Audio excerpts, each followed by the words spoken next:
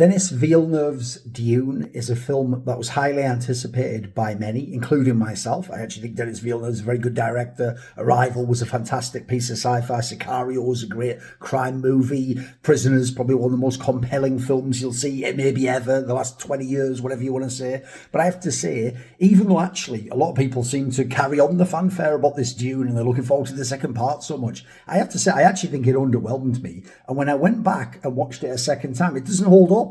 It actually is worse the second time over. The main problem is, I think part of why I was able to enjoy it in the cinema is, yeah, you can enjoy, seeing certain things on the screen. Aesthetics are quite good. I'll even say, because I know the story and I know the book intimately and I've seen all the film versions, I can obviously fill in the blanks in my head, as Monty often points out, which there's not actually that much explication of certain key concepts within the film. The problem I have is this. I think the soul of the film has been exercised. It's just not present. It's vacant. It's just an empty host. It's actually reminiscent of what they did with Watchmen, Zack Snyder's Watchmen. Yes, a lot of the things were accurate or faithful on screen, but where was the soul of the film? Where was that book you read from the 80s from Alan Moore? It wasn't there, was it? It was like some weird simulacrum of whatever Watchmen's supposed to be. So my problem is, this is an example of what I don't like about adaptation. I did a video on this channel about that. I like people to take bold, ambitious chances with adaptation to make it their own. And I don't think Denis Villeneuve did that, quite frankly.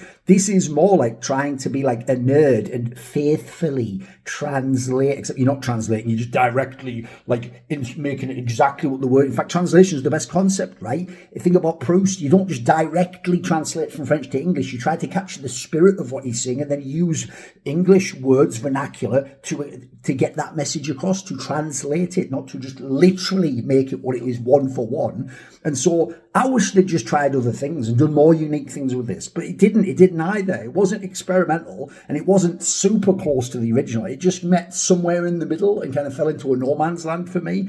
I think actually the graphics, one of the most hailed elements of the film, are actually not that good, as in, they're good in a literal sense of this was done in a computer and it's not real, okay. But as in, when you actually see it on the screen, I think the graphics look, at times, certain mega wide shots of spaceships or crafts and orbit around a planet, some of them look absurdly fake. I'm talking about, this looks like it's an Ubisoft video game at times and you just have a really good graphics card.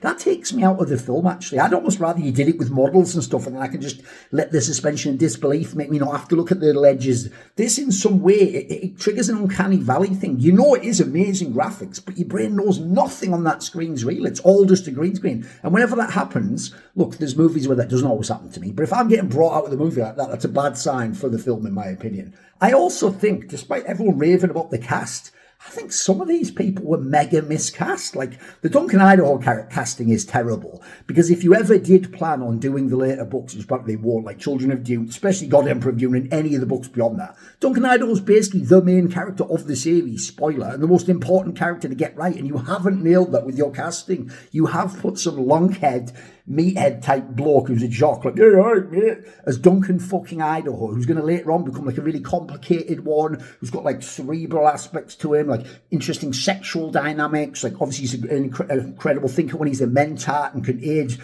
Leto II, etc. How are you going to do that with this character? You couldn't. So you've already capped yourself and told us you're not going to do the rest of the series. The Chani character, listen, I've already told you, the Zendana fucking actress is mid to a level that's insane, mate.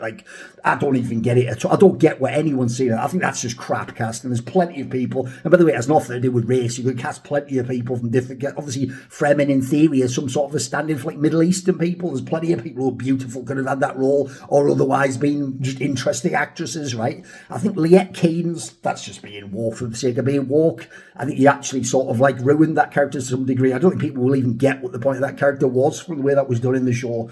I actually think even some of the people who are good actors in the film, what's his name, Oscar Isaac, probably the best part of the film. Not that it ain't that much, is he?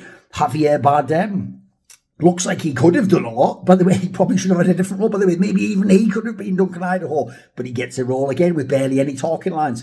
Stellan Skarsgård is a monster actor, but what is he working with here? Most of the time, he's not even saying lines; it's just glances, isn't it? So my problem is this: great director, soulless film. Obviously, my main gig is over in esports on my main channel, but my side channel and all my content around my other interests here are kindly supported by my Patreon community on Thorin's side here. So do you want to ask me a question for my video AMA? Do you want to take part in a private one-on-one exclusive, never to be released but recorded for you session? Call it consulting, call it just a conversation if you want. Do you want to find out who upcoming guests are for the Thor Inquiry episodes? If any or other perks like this take your interest, check out the Patreon link in the description box below and join Thorin's side today.